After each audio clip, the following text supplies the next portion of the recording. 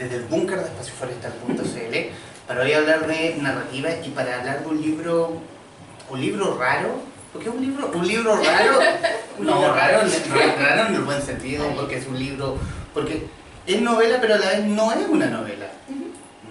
Estamos con María José Navia, autora de Kintsugi. María José, bienvenida. Primero, gracias por aceptar la invitación. Muchas gracias a ti bueno, y a la librería por invitarme. Es muy feliz de estar acá. También agradecer, si es que nos estás viendo, Paula Mendoza, por el contacto que nos hizo, por los primeros pasos que hizo ella para poder que esta reunión se realizara. Decir, para quienes nos están viendo a través de YouTube y a través del streaming, que María José Navia es magíster en Humanidades y Pensamiento Social de la New York University y doctora en Literatura y Estudios Culturales de la Georgetown University. Actualmente se desempeña como profesora en la Facultad de Letras de la Pontificia Universidad Católica de Chile. Es autora de la novela Sounds y de las colecciones de cuentos Instrucciones para ser feliz de 2015 y Lugar de 2017. Algunos de sus relatos han sido traducidos al inglés, al francés y al ruso y han formado parte de antologías en Chile, España, México, Bolivia, Rusia y Estados Unidos. Ahora sí, antes de comenzar de diseccionar el libro, María José... qué miedo. Claro, me dio curiosidad Kintsugi. Y ahí Google, Salvador, me ayudó a saber qué era este arte llamado Kintsugi. Pero para quienes nos están viendo, ¿qué es Kintsugi? Bueno, Kintsugi es un arte de restauración japonés que lo que hace es... especialmente en cerámica, es volver a pegar algo que se ha roto, pero en vez de pegarlo de tal forma de disimular que se cayó, ¿cierto? De hacer pasar como que el plato nunca se quebró, se resaltan estas grietas. Y se resaltan estas grietas con un pegamento especial que se le echa polvo de oro, de alguna forma pensando que todas esas heridas que tiene esta cerámica o todos estos quiebres forman parte de su belleza posterior, en vez de tratar de disimularlos y ocultarlos.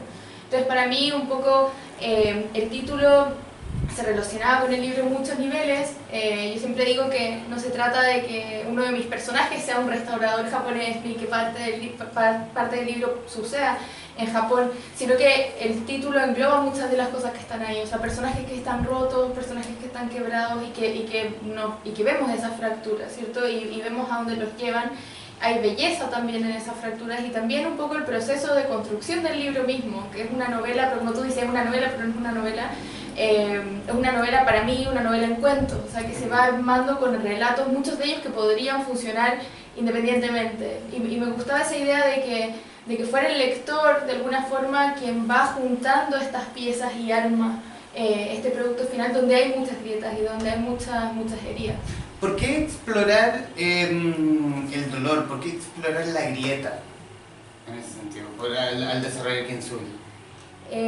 Hay un verso de la Alejandra Pizarnik que a mí me gusta mucho que dice: Señor, la jaula se ha vuelto pájaro y se ha volado, ¿qué haré con el miedo? Y es un verso que lo repite harto durante ese poema y es una frase que para mí resuena mucho, pero en mi caso es como: ¿qué haré con el dolor? ¿Qué haré con la grieta? Yo creo que las cosas que yo escribo me gusta ahondar en esos dolores de las personas. Creo que el dolor es algo que es interesante porque de alguna forma nos quiebra, nos rompe, pero nos desconecta, pero también nos conecta con otros. Yo siento que de la experiencia del dolor hay una transformación, hay un crecimiento y hay también un acercamiento a los demás que a mí me interesa mucho explorar, y por eso me gusta meterme en las cabezas y en los corazones de mis personajes. En mi novela y en mis cuentos no son grandes historias, no es que sea una novela histórica, ¿cierto?, donde haya muchísima acción, sino más bien tirarse un piquero, un bucear dentro de todos estos pequeños y grandes dolores y cómo lo han enfrentado estos personajes y cómo los han cambiado, cómo uno se transforma en la experiencia del dolor, a veces para bien, a veces para mal, pero siempre hay una transformación, desde los dolores más pequeños. De hecho lo resalta para el sitio siguientevalpo.cl de una entrevista que te hicieron el 10 de noviembre del año pasado. Sí. Mis cuentos no abordan grandes procesos históricos, sí, así es, sino más bien sí. situaciones cotidianas, las cosas que a mí me gatillan curiosidad. Sí. ¿Y qué otras cosas gatillan la curiosidad de María José Navia? Es que a mí las cosas que me gatillan curiosidad son cosas súper simples y pequeñas. A mí yo soy súper tímida bien introvertida y súper tímida, y entonces siempre estoy mirando, o sea, no mucho como interactuando con el mundo, pero sí mirando, observando, escuchando. Entonces me gusta esa historia, soy curiosa por, no sé, la persona que va sentada al lado mío en el metro y los mensajes que va mandando, o la música que va escuchando, la ropa que llevan puestas, cómo se sientan, cómo no, la persona que te atiende en el café, ese tipo de cosas a mí me generan mucha curiosidad, la chica que va cantando en un auto, o la pareja que va peleando en la micro, o sea, como ese tipo de historias a mí me generan mucha curiosidad. También por otro lado, últimamente sobre todo me llama mucho la atención a veces noticias, y muchos cuentos míos han salido como de noticias raras que a veces veo en el Twitter o en alguna página web, y que me gatillan algo y de ahí saco historias. Me pasó con un cuento que sale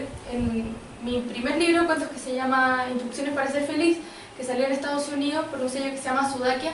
Hay un cuento ahí que se llama París por la ventana, y que se trataba de el síndrome París. Que es algo que existe. El síndrome París es algo que le sucede a turistas japoneses que viajan a París con muchas expectativas, ¿cierto?, de conocer esta ciudad, y una vez que llegan allá, las expectativas chocan contra la realidad y estos turistas les dan ataques de pánico y los tienen que regresar a Japón. Y a mí me contaron esa anécdota, un estudiante mío, de hecho, en la universidad en Georgetown, y empecé a buscar información, como quiero escribir sobre esto, y de hecho escribí un cuento que trataba sobre una enfermera que acompaña a un turista japonés que ha sufrido de esto, y explico un poco el síndrome París. O en mi libro Lugar hay un cuento que trata sobre los suicidios en el Costanera Center. O sea, yo cuando vivía en Estados Unidos un poco veía las noticias, veía lo que estaba pasando con ese lugar, los suicidios, y como este lugar que es como un lugar de consumo, un lugar de encuentro, un lugar de diversión, también se ve como teñido por todo este otro tema, y me interesaba mucho mostrar cómo esas piezas se desafiaban unas a otras, entonces también contando eso. Entonces siempre estoy muy atenta a eso, a la información, a la información que encuentro a veces en noticias, a veces en conversaciones con personas. Me gusta mucho escuchar, entonces siempre la gente, mis amigos me cuentan cosas, y de ahí también van saliendo historias. Antes de continuar, quisiera comenzar con los primeros párrafos de Rebajas, con que abre Kintsugi. Sí. Lo primero que veo son los billetes en la mesa. Ahí están, en la cocina, a pocos centímetros de las frutas y un gran frasco de galletas. Mis sobrinos miran la televisión. Caro me observa de arriba a abajo. Hoy no es ni de lejos ni mi mejor día. Dormí de más. No tuve tiempo de pintarme. Mi ropa probablemente no huele bien. Por semanas había insistido en que no era necesario. Son tus hijos, Caro. Pero ella había sido inflexible. Sí, Marce, pero no es tu obligación cuidarnos. Y ahí estaba yo, la tía desastre. De nada habían servido mis protestas. ¿Cómo construyes los personajes que conforman Kintsugi? Porque lo leo más como una saga familiar. Sí. ¿Cómo se construyen cada uno? Me pasó con este libro que surge de mi libro anterior, de hecho. O sea, cuando yo estaba escribiendo Lugar, escribí el cuento Rebaja. El cuento Rebaja aparece en Lugar. Y a mí me pasaba cuando escribía, antes de escribir ese cuento, que yo contaba una historia y la dejaba ir, y no quería saber más de esos personajes. O sea, yo no me preguntaba, ni como escritora ni como lectora, no me preguntaba qué pasará con ese personaje que yo dejé en mi cuento en 5 años más, o al día siguiente, cómo se despertó al día siguiente. Yo mostraba un pequeño momento y eso lo quería mostrar y nada más, y no había mayor curiosidad. Pero me pasó cuando escribí Rebajas para la colección anterior, para el Lugar, que sí me quedé pegada a estos personajes. Y me preguntaba qué habrá pasado con estos niños que los abandona su padre, qué habrá pasado con esta madre, cómo habrán crecido, cómo habrán interactuado con otras personas, cómo habrán asimilado el tema de la pérdida, cómo se habrán construido o no como familia. Y seguí escribiendo cuentos sobre esa familia, un poco de juego. O sea, yo por otro lado estaba escribiendo mis cuentos para el Lugar y por otro estaba jugando con esta familia y empecé a escribir cuentos sobre los distintos personajes. Entonces, ¿qué pasará con esta niña chica que vemos en Rebajas? La voy a hacer cuando ya sea más grande y ella va a estar viviendo en Washington y va a estar obsesionada con ayudar a la gente, le va a gustar correr, va a ser una extranjera. Y escribí ese cuento que se llama en caso de emergencia, que también está el lugar. Como que puse esos dos ahí para ver qué tal funcionaban. Y seguí escribiendo cuentos sobre los otros hermanos, sobre una profesora que es un personaje un poco satélite, escribí sobre otros personajes satélites que después desde el borrador inicial a la versión que ahora está en tus manos, fueron desapareciendo muchos cuentos que tuve que dejar.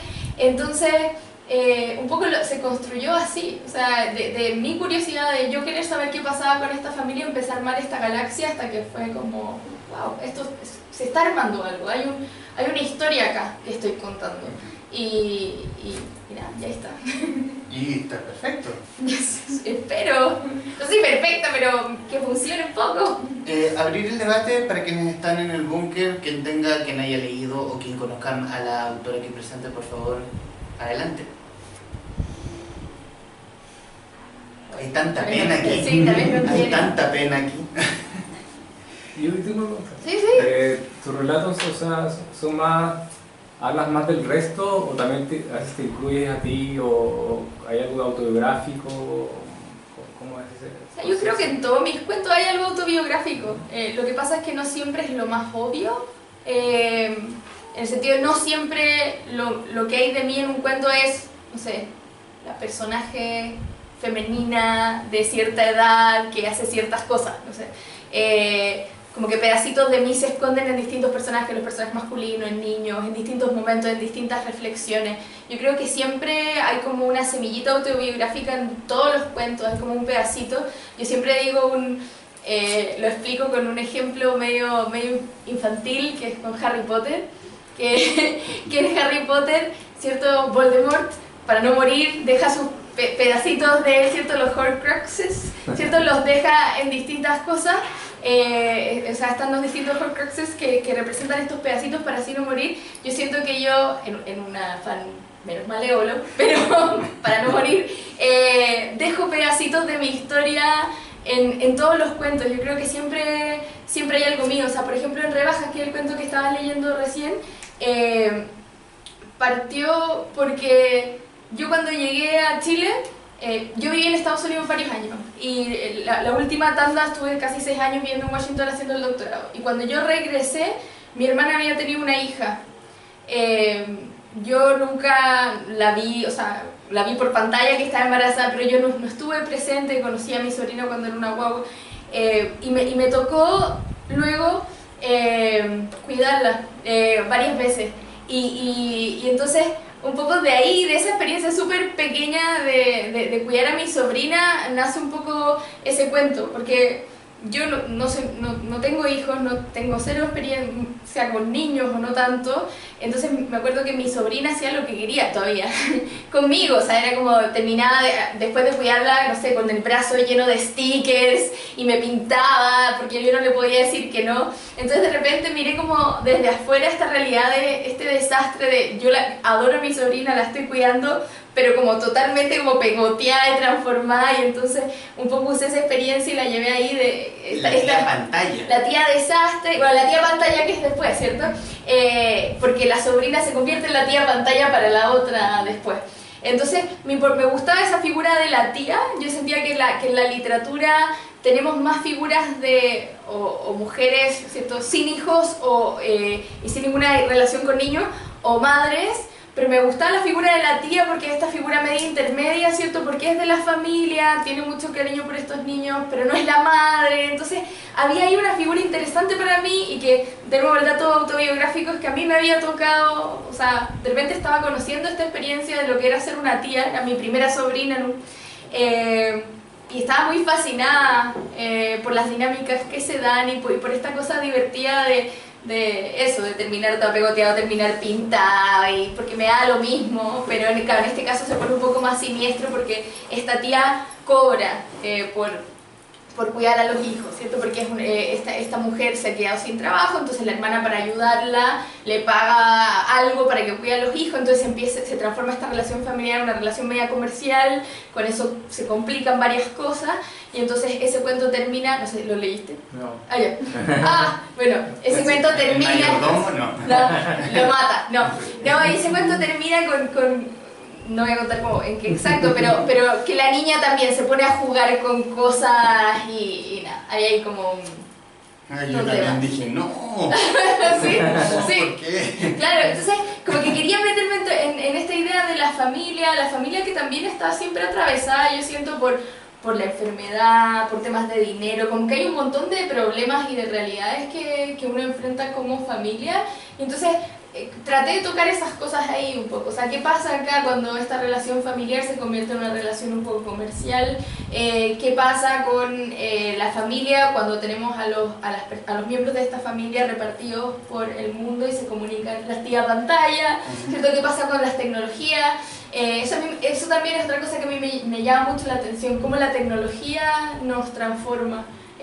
No a nivel de cyborgs, digamos, sino que a nivel más cotidiano, o sea, cómo se ha transformado la familia y cómo se han transformado, por ejemplo, las relaciones amorosas por ahora el uso del WhatsApp o de Tinder, ¿cierto? De Instagram, ¿cierto? Como todos, escritores o no escritores, construimos ficción a través de las redes sociales y mostramos un retrato de lo que somos o cómo queremos que nos vean.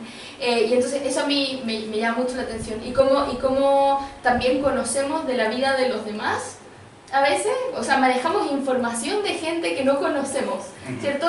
O sea, yo puedo haber visto 1000 veces programas tuyos, o puedo haber leído tus tweets, o alguien puede haber leído mis tweets cuando yo estudiaba, hacía el doctorado, yo tuiteaba harto así como aburrida mientras escribía la tesis o qué sé yo, y después conocí a esas personas y como que me acompañaban, ¿cierto? Y cuando di mi examen de grado me mandaban felicitaciones, personas que yo nunca había visto. Entonces esas cosas a mí me dan mucha curiosidad y siento que obviamente tienen su lado oscuro, o sea, como que obviamente pueden pasar cosas bien horribles con internet y el acceso a internet y el acceso a información, pero siento que también existe esa posibilidad de conexión que me parece igual muy valiosa y trato de explorarlo dentro de lo que puedo en el libro. Y de hecho el último capítulo de esta novela rara ya se empieza a poner como más sci-fi, no sci-fi, pero hay una presencia de la tecnología mucho más importante y se empieza como a comer un poco la intimidad o el espacio privado. Y un poco me gustaba hacer ese viaje con el libro, donde cada vez vemos más eso. Pero la figura con la tecnología no deja a la familia, más bien es como con una cercanía media falsa. Claro que sí, pero que eso no me parece malo, o sea, me parece que es algo que existe y que está y que la familia ahora tiene un componente virtual súper importante. O sea, de repente pueden pasar semanas o días en que uno no ve a sus parientes, pero tienes el chat familiar, ¿cierto? Y te llegan fotos, como que hay una dimensión virtual de la familia que a mí me llama mucho la atención. Y yo fui tía pantalla, digamos, en los años que yo viví en Estados Unidos, yo me enteré de un montón de cosas vía tecnología, no sé, como que hay ahí una fascinación. Yo ahora estoy escribiendo un libro de cuentos, ahora no un invento raro como este, y donde todos los cuentos son un poco más como ese cuento final o ese capítulo final de acá, donde vemos como la tecnología como que en la ciencia ficción. Claro, pero no tanto en ciencia ficción porque son, como te digo, es como, yo le digo, es como la ciencia ficción de pasado mañana. O sea, no es la ciencia ficción de cuentos que pasen en el 2045, sino el 2020 tal vez. O sea, como que es algo que tú dirías, podría pasar mañana. O sea, no necesitas hacer un salto así muy veloz de imaginación, muy grande. Y nada, lo estoy disfrutando un montón, como ponerse más rara. Fantástico. Voy a leer otro extracto del libro. Cuando se conocieron, Caro pensó que no saldrían más de 3 meses. Había tantas cosas que no funcionaban bien. Lo sentimental de ella, lo brusco de él. José venía saliendo de una relación complicada. Ella llevaba mucho tiempo sola. A él le daba por encerrarse sin contestar teléfonos ni abrir la puerta. Ella tenía días oscuros en los que no podía parar de llorar. Estaban rotos y habían decidido quedarse juntos. Digamos, hay que... Es un libro alegre. Es un libro profundísimo y que te deja como un vacío, así como que...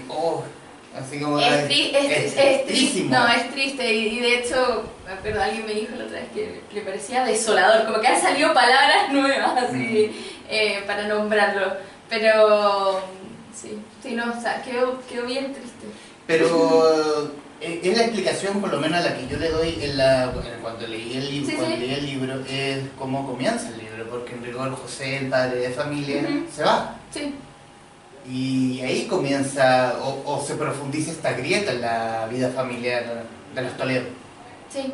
O sea, lo que yo quería, y tal vez no lo logré, pero lo que a mí me interesaba era que, para mí, al menos como escritora, los lectores pueden hacer la interpretación que quieran, pero por lo menos a mí cuando escribía el libro me importaba que esto fuera un punto de partida, algo que gatilla cosas, pero no necesariamente algo que los define o que sea lo único que los define de ahí en adelante. Y por eso también me importaba que los personajes, si bien se refieren un poco en los cuentos que están dedicados a cada uno de los hijos a su padre, será un párrafo o algo así, pero tenemos otras cosas con las que están complicados en el momento, ¿cierto? O que les interesan o que les obsesionan y qué sé yo. Me importaba que fuera una cosa, entonces siento que tal vez algo muy chiquitito que empieza a abrir esa grieta, pero no necesariamente es lo único. Y fijándome un poco en lo que tú leías, creo que es algo que viene incluso como de antes. O sea, y por eso me importaba ese capítulo también, o sea, estaban rotos de antes, digamos, antes de que él decida irse, antes de que el matrimonio fracase o como se diga, ellos estaban rotos y habían decidido quedarse juntos. Para mí era importante enfatizar eso, que no es como ellos no sabían como con la chichita con la que se estaban curando, sino que los dos tenían perfectamente claro como las personas que eran y las cosas que no funcionaban y habían decidido tratar de hacer esto funcionar y no funciona. Pero y aún así de esa fractura se acercaron. Exacto, es que va de nuevo por lo que te decía antes del dolor, o sea, yo creo que el dolor te quiebra y te desconecta, pero te conecta también. Yo creo que aquí también un poco pasa lo mismo, o sea, creo que todos, y esto a veces suena medio autoayuda cuando lo digo, pero creo que todos estamos rotos en alguna medida. A todos nos hemos decepcionado por cosas, a todos nos han roto el corazón, a todos nos hemos enfermado en mayor o menor medida, hemos tenido experiencias de cercanía con la muerte en mayor o menor medida, y me parece que todos cargamos con esas grietas y que muchas veces la sociedad o qué sé yo se espera de nosotros que hagamos como que no están ahí, ¿cierto? Y funcionar a pesar de todo. Y yo, bueno, me banco mis dolores y lo paso mal, pero que no se vea, que no se note, ¿cierto? Y no sé, yo quería meterme en esas grietas, y quería enfatizar esas grietas, y quedarme ahí. Por eso también los capítulos son momentos, y hay un montón de cosas de los personajes que no sabemos. O sea, yo no los sigo toda su vida, ¿cierto? Hay un montón de lagunas en este libro que el lector tiene que llenar. Y son como fotos en un álbum, y hay un montón que no está. Entonces, un poco para mostrar eso. ¿Cómo la literatura ha abordado el tema de la figura de la familia? O sea, un tema así gigante desde como el inicio de los tiempos, yo creo. O sea, desde siempre estaba el tema de la familia. No. Pero sí me parece que algo que también fue una conversación en Twitter con la Adriana Valdés, que es bien impresionante algo que está pasando ahora desde el año pasado, este año, hay como una vuelta a la familia, yo siento, como un espacio que revisitar. Justo ella estaba comentando que salió, ¿cierto?, el sistema nervioso de Lina Meruane, el sistema del tacto de Alejandra Bustamante, Kinsui, ¿cierto? Estas novelas todas que vuelven sobre la familia. Por otro lado, yo le comentaba, tenemos Roma, la película, siento que ahora Alfonso Cuarón está nominado. O sea, pensemos que él antes estaba haciendo la película sobre el espacio, ¿cierto? Exterior, y ahora se mete en la vida interior de esta familia. Y yo creo que hay un interés en pensar que en la familia también hay una galaxia y que hay un montón de cosas en la familia que no hemos contado todavía. Y que pareciera que es un tema súper cliché o básico como la familia, pero no sabemos nada. Como yo creo que en verdad no tenemos idea. Y que es algo que traté de mostrar en algún minuto de ese libro, en el capítulo Hojas, que Sofía un poco empieza a preguntarse, habla como de las películas de detective, las series de detective, y ella dice que le da risa un poco en la serie de detective cuando, ¿cierto?, cuando pasa algo, ¿cierto?, hay un asesinato, qué sé yo, el detective lo primero que hace es ir a hablar como con la familia del asesino, si es que saben quién diablos es, o con la familia de la víctima, para saber ¿qué diablos pasó? ¿Cierto? Entonces, porque lo primero que el detective piensa, ¿cierto? En las series policiales, en la literatura, son quienes lo conocen más, quienes me pueden dar más información. Y sin embargo hay un montón de cosas que uno no le cuenta a la familia, o hay un montón de cosas que la familia nunca va a llegar a saber de ti, o nadie va a llegar a saber de ti. Entonces me interesaba un poco eso, que creemos que la familia es lo que más manejamos, lo que más sabemos, los que más saben de nosotros, y yo no estoy tan segura. Quiero extraer otro espacio del libro, pero de uno de los personajes, porque si bien este es un álbum familiar, hay por lo menos 2 laterales, 2 personajes que fueron recurrentes, y quiero leer uno de ellos. Las niñitas, ¡ay, niñitas! Comenzaron a encariñarse con ella. ¿Quién sabe cómo? Probablemente se lo contó el raro. Les enteraron de su cumpleaños y Luisa, cuando llegó a su casa, a su sala esta mañana, se encontró con cientos de globos, galletas y mensajitos cursos en el pizarrón. ¡Ay, niñitas! No tenían por qué.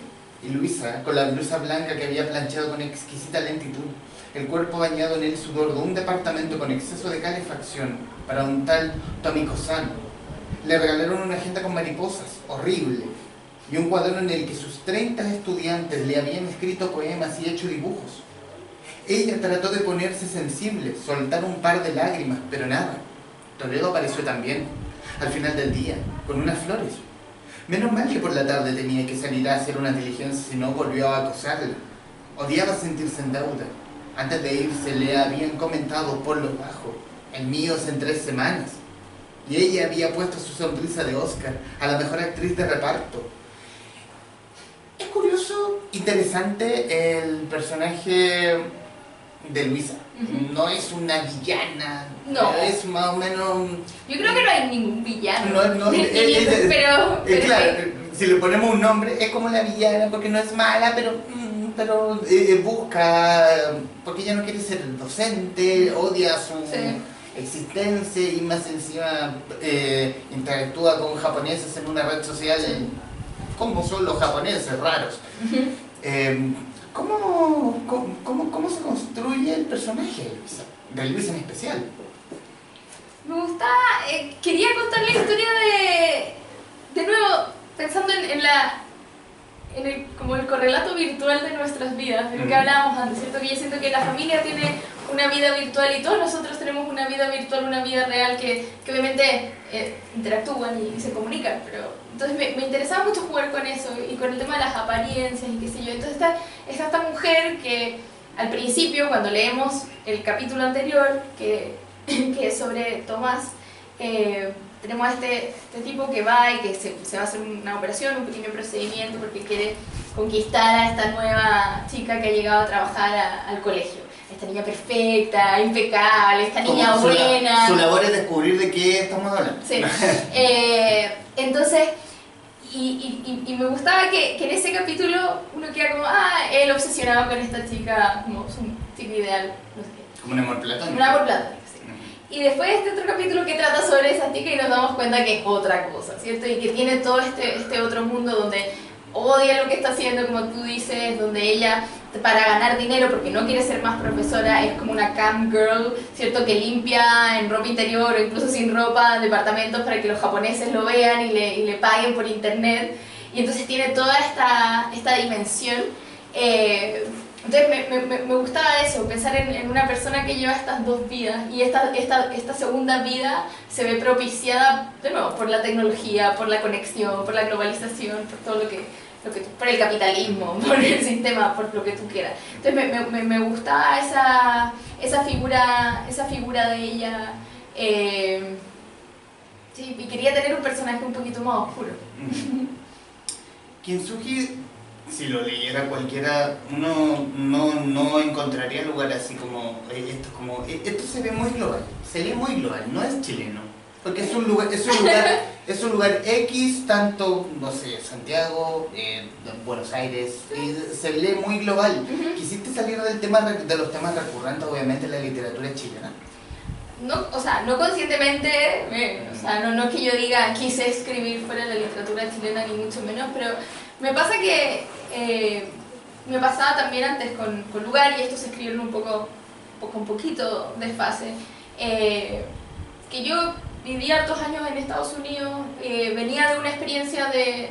Muchos de sus cuentos los escribí allá, entonces tenía esa experiencia como de estar afuera, de ser extranjera, de no sentirme tan pegada a Chile en ese momento, entonces mis personajes como que aparecían en distintos lados y lo que me interesaba, como te decía al principio, era meterme en las cabezas de esos personajes. Si ese personaje está en Japón o en Australia o en Chile, no me importa, o sea, no es mi prioridad, o sea, lo que me importa es ese personaje y esa cabeza.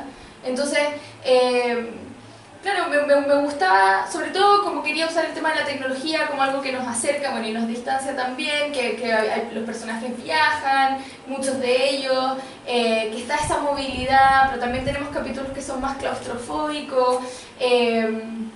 No sé, a mí me nace, la verdad, hasta el momento, capaz que después me ponga a escribir otras cosas que pasen en Chile y súper matea con eso, pero hasta el momento las cosas que he escrito, sobre todo tienen una pata como en Estados Unidos, generalmente hay personajes que andan por allá dando vuelta.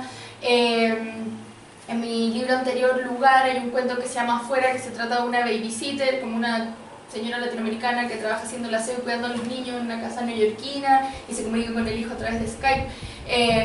Me interesan esas cosas, esas dislocaciones, estos personajes que se van y la experiencia de irse. Este libro se llamó Irse en algún momento y después el título muto. Como la experiencia de irse es una experiencia súper compleja y que no es solamente cerrar la puerta y salir, sino que hay un montón de cosas que uno arrastra aunque no quiera y hay un montón de cosas que te impiden realmente llegar a otro lugar. O sea, a mí me pasó, en mi experiencia, cuando vivía en Estados Unidos, me sentía como medio fantasma, como un poco entre dos mundos, porque sentía que ya mucho se había cortado con Chile, no en un sentido traumático, pero sí en un sentido de, no sé, yo estaba afuera, yo no podía participar, pensando en términos culturales o del mundo literario, yo no podía ir a las ferias del libro, no podía moderar mesas, no podía participar como del sistema literario chileno porque estaba allá, por una cosa así como concreta de que estaba lejos. Claro. Y por otra parte, vivía allá, pero había mil cosas que yo no podía hacer porque no era ciudadana norteamericana, porque, ¿cierto? No pertenecía completamente a estar allá. Yo hablo bien inglés, pero todavía igual había de repente cosas que no entendía. Entonces, todos esos como glitches, como todas esas cosas a mí me llaman mucho la atención. Entonces, me gusta eso, como más que pensar en lo global, me gustaba la idea de personajes como dislocados, de personajes que están explorando ese estar y no estar al mismo tiempo, y que a veces puede ser porque están en otro país, pero a veces también puede ser porque no están donde quieren estar, y que puede ser no están con la pareja con la que quieren estar, o no están en la vida que les gustaría estar, o en la situación que les gustaría estar, etc. Entonces, es un poco más eso, pero sí, o sea, en el libro Cuentos Raros que te contaba, como más sci-fi, también, o sea, los cuentos pasan o pasan en otros países, o a veces pasan sin que se diga dónde están sucediendo, y tú podrías imaginar que puede ser en cualquier lugar. Porque al menos hasta ahora no me ha nacido como explorar como en esa chilenidad. Tal vez, de nuevo, como te digo, no es algo que no quiera hacer, como que yo diga, no, quiero escribir del mundo, no sé, no quiero escribir de Chile, sino que hasta el minuto por allá han ido mis cuentos y quiero seguir explorando eso. Si después me toca regresar y meter las raíces profundo y fijarme qué pasa con eso, también lo voy a hacer. Pero por ahora, eso es lo que estoy escribiendo. La literatura chilena siempre se está dando topes con los mismos temas, siempre no da el paso adelante, o sea, volvemos al punto, la chilenidad, mucha la chilenidad, y no dan un paso adelante a escribir algo más genérico que lo pueden leer afuera. No, yo creo que lo que escribimos sí se puede leer afuera, y de hecho a la literatura chilena le está yendo bien.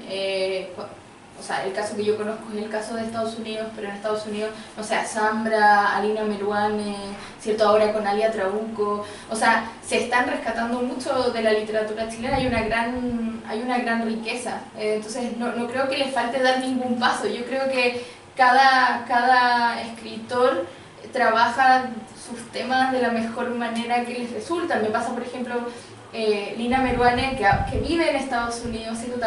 Ahí también tenemos esa tensión con el afuera, muy, muy fuerte. En el caso de Nona Fernández hay un jugueteo también con la ciencia ficción, con lo fantástico de repente, ¿cierto? No sé, otros escritores jugarán con otras cosas, Bruno Lloret ahora con Leña también, ¿cierto? Hay un montón de escritores que igual están dialogando con los afueras y qué pasa con eso. O tenemos a alguien como Diego Vargas Gaete, que la exhibición de los coleópteros pasa en Temuco, ¿cierto? En el sur de Chile, pero es una novela que tiene unos ingredientes fantásticos maravillosos. Entonces yo creo que hay atrevimiento y hay juego y no son siempre los mismos temas. Yo creo que la literatura chilena presenta un panorama bastante rico. ¿Alguien quisiera opinar del tema último que estamos hablando? O de cualquier tema. O de cualquier cosa, no sé, los escritores, el librero. Sí, también opino que la escena local tal vez los 5 años, o los últimos 5 años, ha estado bien ecléctica. Sí. Y muy, muy interesante y muy rica en tanto en situaciones como en estilos. Sí, no, absolutamente, o sea, cosas como las que ha hecho, pienso, no sé, Matías Celedón con La Filial, ¿cierto? Claro. O sea, hay un afán de experimentar de muchos narradores que es increíble. La Filial también fue traducida al inglés y también...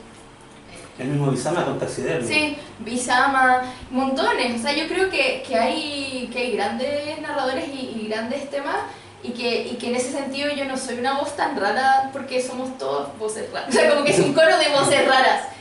No siento que haya como una voz chilena y yo soy esta cosa extraña, no me pasa para nada. Yo creo que cada uno, y que también hay bastante libertad en poder explorar distintas cosas y no sé, hacer una novela bien experimental y después hacer una más tradicional. O sea, yo creo que puede haber un juego ahí y está bien. O sea, de nuevo, me parece, al menos a mí, que el escritor tiene que seguir su...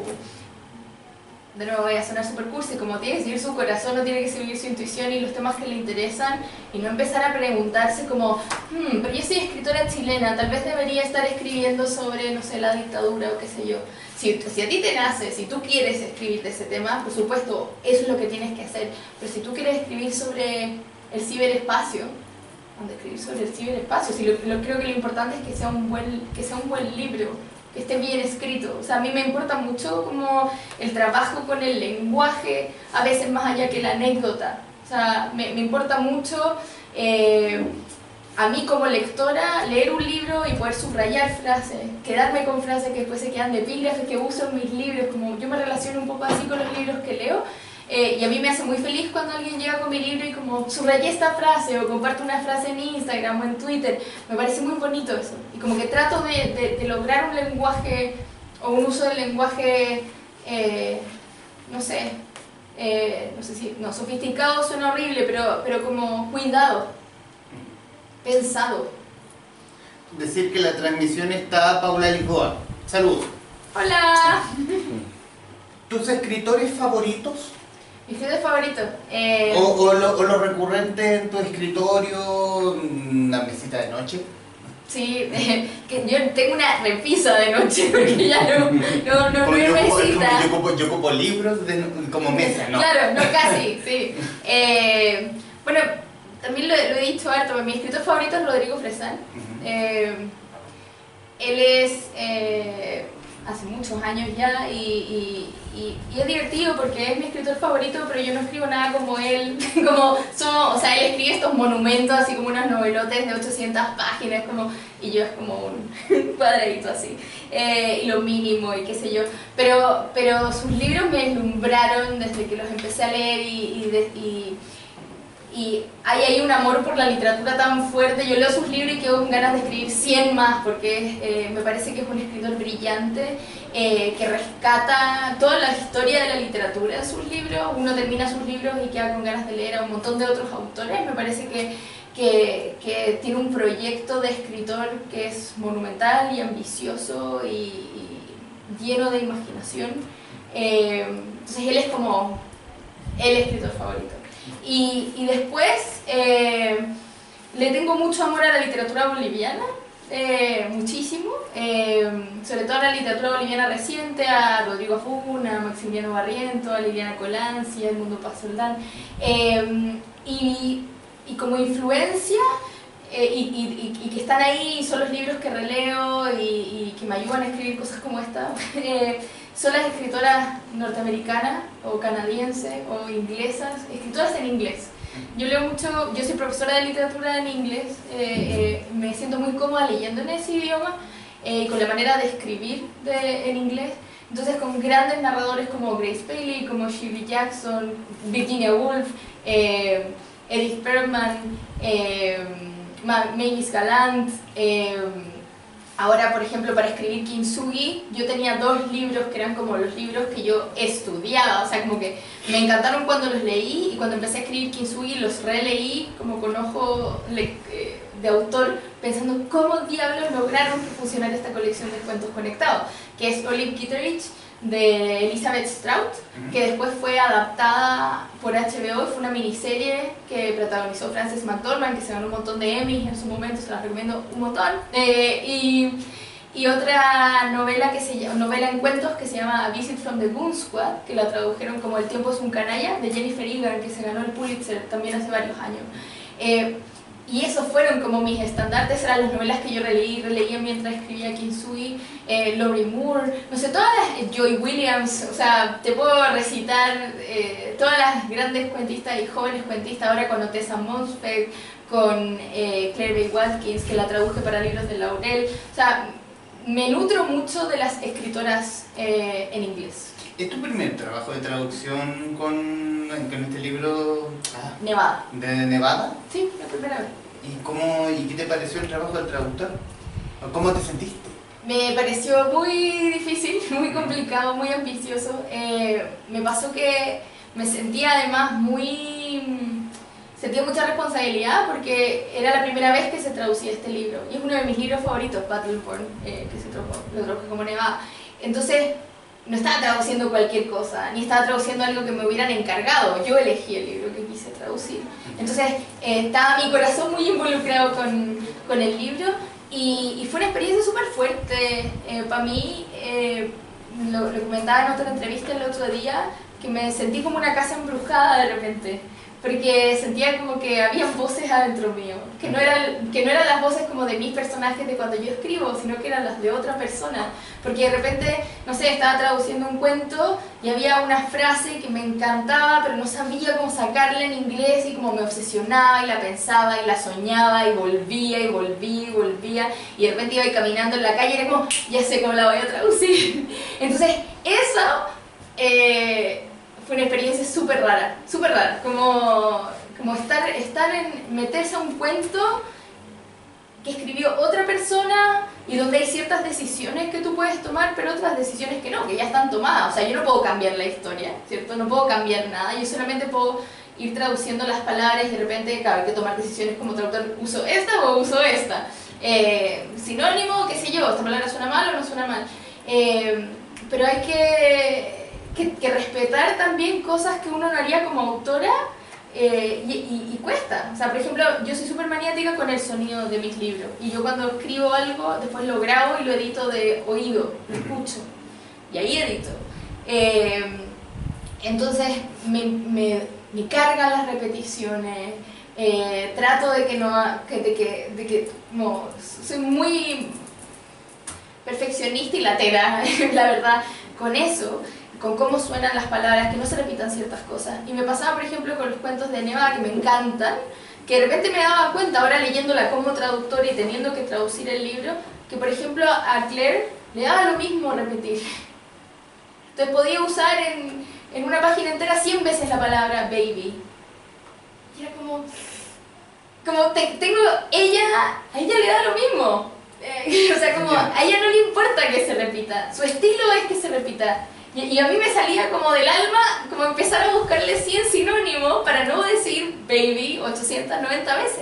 Entonces todas esas cosas fue toda una experiencia, un aprendizaje. Creo que también salí muy favorecida de aprender a escribir mejores cuentos. Yo creo que después de traducir ese libro ahora escribo mejor. También en el caso de que tú siendo narradora y también académica, como profesora en la Universidad Católica. ¿Cómo es la comunicación entre la narradora y la académica? ¿Se ayuda la autora y la profesora? Se ayudan todo el rato, son mejores amigas. ¿Son mejores amigas? ¿Por qué? Porque me encanta, o sea, sí, me han preguntado eso y me encanta que me pregunten porque me gusta decir esto. Porque yo he escuchado que es lo contrario. Por eso, porque en general siempre te preguntan como, ¿cómo lo haces? Como, me acuerdo una vez un alumno me dijo, ¿cómo lo hace para ser profesor y ser escritora? Y yo le dije, como si ser escritora fuera ser Batman, o sea, es escribir, es el mismo computador que estoy usando para escribir las pruebas y son los mismos libros que uso para hacer las clases. Entonces, para mí, como, yo le tengo un gran amor a los libros, yo creo que eso es lo que me define, eso es lo que soy. Porque soy súper tímida, como que me enganché a los libros y hice de eso como mi vida desde siempre. Y para mí el amor por los libros está siendo lectora y también siendo académica y siendo escritora, e incluso una cuarta faceta que es escribir sobre libros, reseñar libros, escribir columnas, incluso recomendar por internet y qué sé yo. O sea, entonces son todos esos caminos y para mí van todos juntos. O sea, yo creo que no sería la escritora que soy si no fuera profesora, si no estuviera leyendo todo lo que leo. Yo me leo 2 libros diarios, por lo menos. Soy así un monstruo mutante, se me picó la araña de la lectura y me transformo por siempre. Entonces, si yo no fuera la lectora que soy, no podría estar recomendando, escribiendo o haciendo las clases que hago ni escribiendo los libros que escribo. Y yo creo que todo se enriquece y que soy mejor profesora dentro de mis posibilidades. No digo que soy la mejor profesora, pero que soy mejor profesora porque soy escritora y que soy mejor escritora porque tengo la experiencia de hacer clases y de estar hablando de los libros y viviendo de los libros todos los días de mi vida. O sea, como que a mí me pagan, entre comillas, ¿cierto?, por leer. Ya. ¿Cómo fue el camino de Kintsugi del manuscrito a lo que vemos acá? Bien accidentado y tumultuoso. ¿Por qué? Porque me pasaron un montón de cosas con este libro, con títulos que tuve que cambiarle, pelearlo. Cuando yo escribí la primera versión de este libro, se lo mandé a un escritor que yo respeto mucho y que mantendremos en el anonimato. Sí. Salud, sí, no. Salud. Bueno, y se lo mandé como diciéndole, escribí esta cosa rara, no, nunca había hecho esto, ¿cierto? Esta que es novela, pero no es novela, que tú decías, no sé qué hacer, no sé si funciona, súper así perdida. Y se lo mandé, y él siempre había sido súper gentil conmigo y súper generoso, entonces yo siempre pensé que, no necesariamente pensé, le va a encantar y me va a decir, ¡uh! Amo tu libro, pero siempre pensé que me iba a llegar así como comentarios buenos, malos, arregla esto me gustó, etcétera, etcétera. Y me llegó un mail del tipo, bota este manuscrito, bótalo y haz otra cosa. Y como, ahí está el primer quiebre del Kintsugi, así como, y nunca me había pasado en la vida, o sea, ni con el cuento más malo que escribí en mi vida, nunca nadie había sido así de categórico, de lapidario, de no querer rescatar nada, decirme, María José, esto guárdalo así como en una carpeta, pero nunca lo publiques, no hagas nada, dedícate a escribir otra cosa. No dedícate a otra cosa porque le gustaban mis libros anteriores y ta. Pero me dijo, no, este libro no. Y yo, la verdad, que soy bien insegura igual, y sobre todo viniendo de alguien como él, que es un escritor importante, fue como, hay que votarlo, obvio. Como lloré, pataleé, pero como, listo, o sea, como, nada más que hacer. Y yo lo había mandado a una editorial grande y me lo había rechazado, entonces como que llegó ese rechazo de una editorial grande, llega este comentario, obvio que hay que votarlo. Como, filo, me pongo a escribir otros cuentos, que de hecho son estos cuentos sci-fi que es el libro que estoy terminando ahora. Porque era como, bueno, ya, listo, next. Como en ese sentido soy bien como de seguir adelante, sigamos trabajando, como que no me iba a quedar ahí tirada, llorando 2 siglos.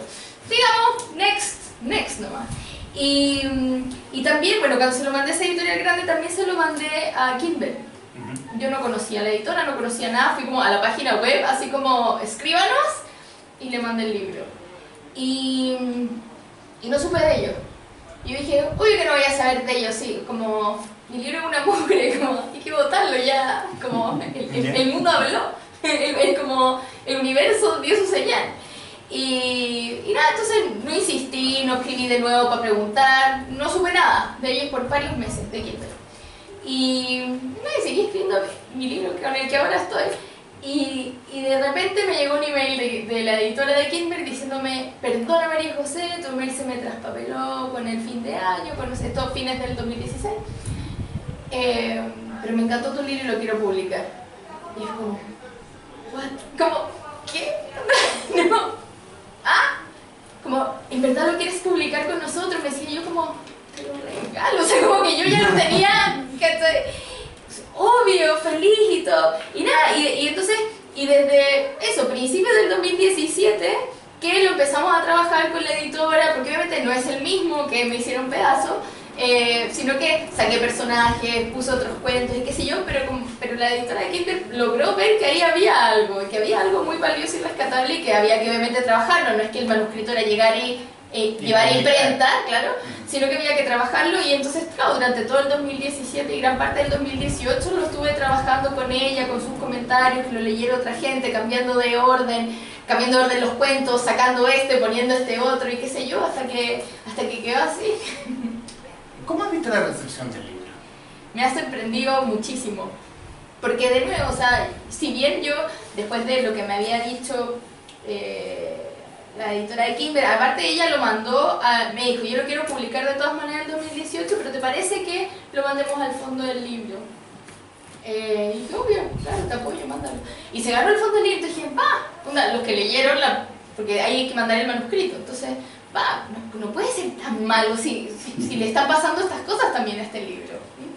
Y entonces, nada, pero cuando ya sale el libro y está disponible en librería, como que volvió ese fantasma de ese primer email lapidario de esta persona que yo respeto mucho, y fue como, ¿qué pasa si ahora todos lo odian? Siento, ¿qué pasa si ahora todos dicen que este libro es matado, que hay que votarlo, que porque se publicó, y entonces como que era como salir así como... Y de repente empezó a pasar que a la gente le empezó a gustar, que empezaba en los comentarios en Goodreads, en Twitter, la gente que me comentaba. Se lanzó el libro y pocos días después sale la primera crítica, que fue de Juan Manuel Vial, la tercera, que fue una reseña buenísima. Yo no conozco a Juan Manuel Vial. De repente aparece esta reseña. Es un habitual de la tercera. Entonces, no, sí, pero como que yo no es que yo diga como estaba esperando que él reseñara mi libro, ni mucho menos, no tenía idea que lo iba a hacer. Kindle es una editorial que me encanta y me encanta su catálogo y todo, pero también es una editorial pequeñita y no sabía qué tanto le iban, como los medios iban a prestar la atención. Y de repente, no sé, en la revista del Sábado me dedicaron una entrevista súper larga con hartas páginas. Empiezan a pasar cosas, como en el Arte y Letras me nombraron como figura cultural del año, como que de repente, ¿qué está haciendo este libro? Como, ¿qué polvos mágicos le metieron? No era tan malo. No era tan, como, ¿qué malo, pasó? Como que... Como dijo ese reputado... No, sí, no, y después apareció, Patricia Espinosa hizo una crítica que no le gustó tanto, y qué sé yo, pero de nuevo, como me habían tratado tan mal este libro, como que esa crítica fue como... ok, como, y entendí muchos puntos de las cosas que decía Patricia Espinosa ahí, pero en general la recepción ha sido muy genial. En un mes se agotó la primera edición y vamos en la segunda edición. Han pasado un montón de cosas que todavía no puedo contar con el libro. Sí, cosas que quién sabe, pero que pueden pasar cosas buenas. Puedo tener buenas noticias pronto, pero... no sé, yo estoy sorprendidísima porque es una novela que es súper simple, que nació como de esta curiosidad y de este experimento, que tuvo todo esto como altibajos y de repente está encontrando a sus lectores y a lectores que les ha gustado mucho. O sea, como que me impresiona mucho eso, como gente que ha llegado, no sé, a la Furia del Libro, o veces que he hablado y llegan con el libro y que subrayan pedazos y que me cuentan sus historias y... no sé, yo todavía estoy así como sorprendidísima, como que es como dónde está como la cámara indiscreta, como que lleva muchos meses ya de cómo le iba a esta novela, ¿no? Yo estoy así, no entiendo nada, la verdad. Antes de finalizar, ¿alguien quisiera hacer la última pregunta, así para poder cerrar la conversación?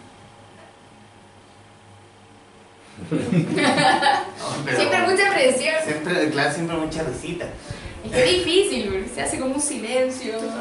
Yo te puedo decir, María José, yo soy, y te lo puede corroborar el librero, me gusta, no soy, a veces me dejo llevar por la literatura más bien como lo que se ve, pero también los libros raros.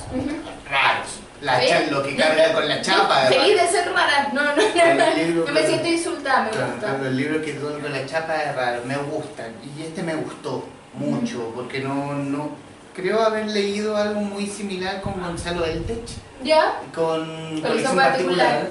Que es muy similar en esto como los retazos. Sí. Los retazos que unen, que son cuentos, y también una novela que es aquí y que se unen. Y bueno, fuera de encontrar mucha belleza en estos personajes lamentablemente rotos. También, digamos que de aquí en adelante, aquí mucho vértigo, así como que la historia se fue muy rápido. Como desde la medianía del libro hasta adelante, sí. Como que no. Como no sí, puedo, como no lo puedo soltar. No, y de eso como gráficamente para mí por lo menos como mi idea era como tener esta escena inicial de esta tía cuidando a los sobrinos y que después las historias de estos sobrinos fueran hacia adelante en el futuro y que la historia de los padres va hacia atrás. O sea, los capítulos ligados a los padres van hacia atrás. Entonces tenemos, después de ese primero, más adelante tenemos el de un paseo familiar donde está la mujer que está embarazada, el tercero lógico, y después tenemos el del día del matrimonio, que es este que leíste un pedacito, que es pasillo, y ahí se acaba. Y a mí me gustaba mucho esta idea de que este es el cuento pasillo, donde después ya se empieza como a precipitar y donde está ese vértigo que tú dices, donde ya se empieza como a agarrar una fuerza distinta. Entonces, no sé, es un libro súper breve y que, no sé, y que está produciendo cosas. Y eso a mí me encanta y me maravilla. Cosas buenas y cosas malas.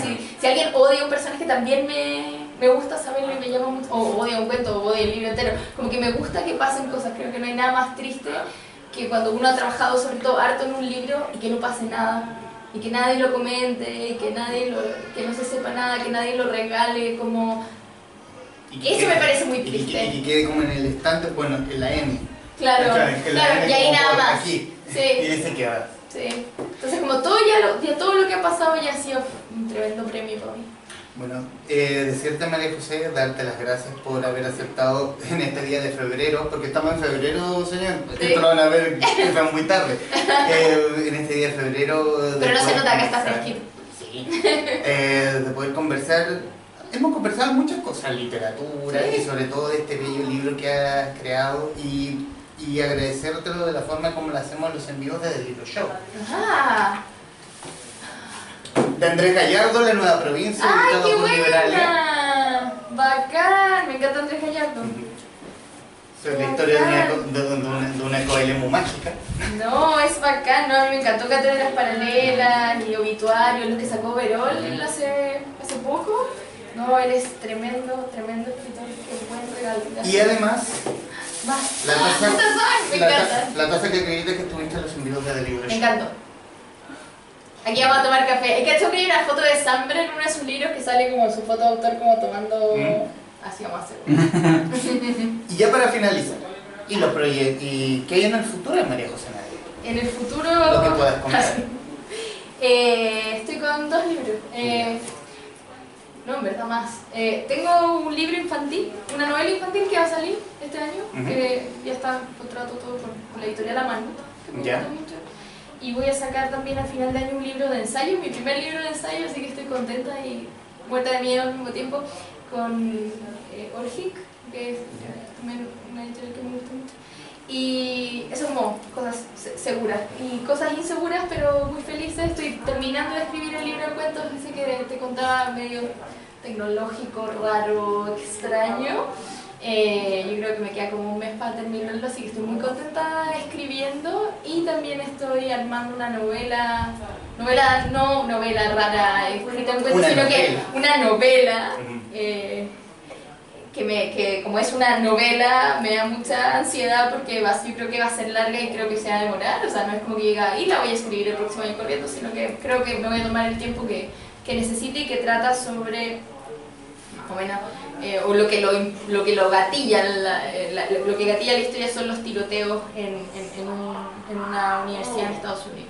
Que era un poco un tema que cuando yo vivía allá lo tenía súper presente, o sea, de hecho nosotros nos llegaban alarmas, si es que había alguien sospechoso en el campus, uno veía noticias de...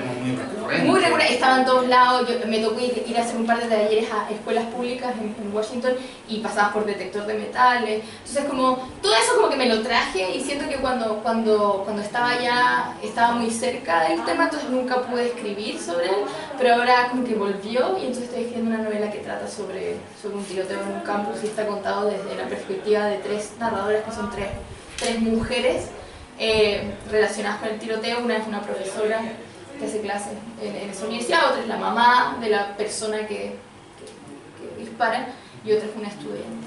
Y estoy ahí como con las 3 voces y pasándolo muy bien, pero lentamente.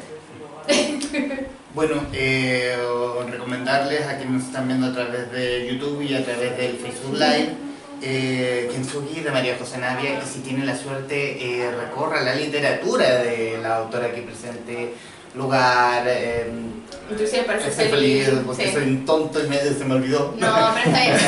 Por lo menos Lugar, que son los dos que son fáciles de encontrar acá. Y Lugar. Sí. Bueno. Lugar aparte está en versión audiolibro, que es algo que a mí me importa mucho. Bueno. Kintsugi de María José Navia de Kimber Editorial, libro que pueden encontrar en espacioforestal.cl o viniendo a que Leo Forestal, Merced 76 y Comunidad. Ahí está en el mesón. Ahí en el mesón, ahí en el medio. Para que no se lo pierdan. María José Navia, gracias. Muchas gracias a ti por invitarme. A los presentes, gracias, nos vemos.